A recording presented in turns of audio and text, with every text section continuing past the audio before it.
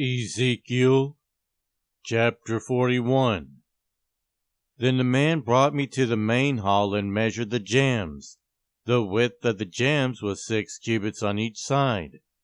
The entrance was 10 cubits wide, and the projecting walls on each side of it were 5 cubits wide.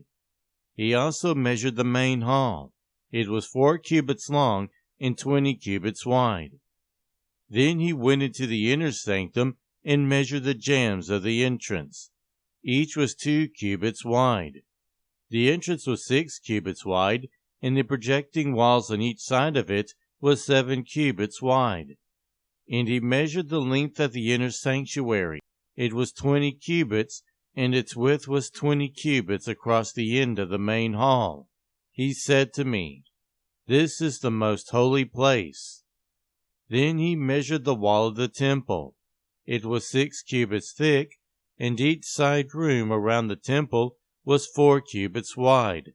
The side rooms were on 3 levels, one above another, 30 on each level. There were ledges all around the wall of the temple to serve as supports for the side rooms, so that the supports were not inserted into the wall of the temple. The side rooms all around the temple were wider at each successive level. The structure surrounding the temple was built in ascending stages, so that the rooms widened as one went upward. A stairway went up from the lowest floor to the top floor through the middle floor. I saw that the temple had a raised base all around it, forming the foundation of the side rooms. It was the length of the rod, 6 long cubits. The outer wall of the side rooms was 5 cubits thick. The open area around the side rooms of the temple and the priest's rooms was 20 cubits wide all around the temple. There were entrances to the side rooms from the open area, one on the north and another on the south, and the base adjoining the open area was 5 cubits wide all around. The building facing the temple courtyard on the west side was 70 cubits wide.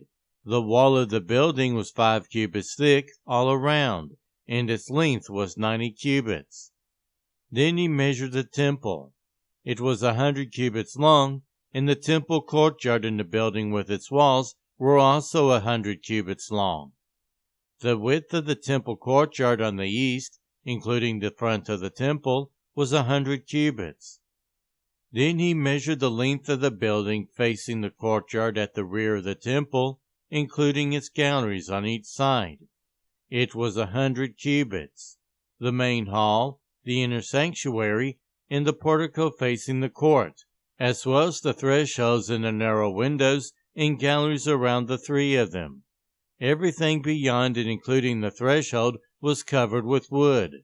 The floor, the wall up to the windows, and the windows were covered.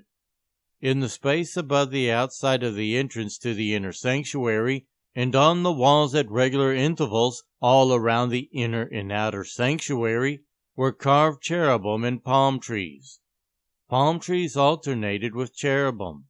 Each cherub had 2 faces, the face of a human being toward the palm tree on one side, and the face of a lion toward the palm tree on the other. They were carved all around the whole temple. From the floor to the area above the entrance, cherubim and palm trees were carved on the wall of the main hall. The main hall had a rectangular door frame, and the one at the front of the most holy place was similar. There was a wooden altar 3 cubits high and 2 cubits square. Its corners, its base, and its sides were of wood. The man said to me, "This is the table that is before the Lord." Both the main hall and the most holy place had double doors. Each door had 2 leaves, 2 hinged leaves for each door. And on the doors of the main hall were carved cherubim and palm trees like those carved on the walls. And there was a wooden overhang on the front of the portico. On the side walls of the portico were narrow windows with palm trees carved on each side. The side rooms of the temple also had overhangs.